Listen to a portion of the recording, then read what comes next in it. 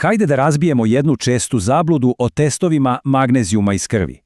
Ako je nalaz normalan, da li to stvarno znači da je sve u redu? Hajde da proverimo. Stigne laboratorijski izveštaj, piše normalno. I naravno, svi pomisle da je problem rešen.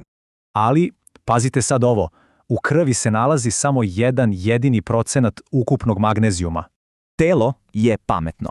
Ono pozajmljuje magnezijum iz kostiju i tkiva da bi krv uvek bila stabilna. Zato serum može delovati savršeno, dok se unutar ćelija, tu se već stvara manjak. A to znači da se simptomi poput tumora i grčeva javljaju mnogo pre lošeg nalaza. Zato je oslanjanje samo na taj test kao da procenjujete kuću gledajući samo u hodnik. Prava slika je mnogo šira.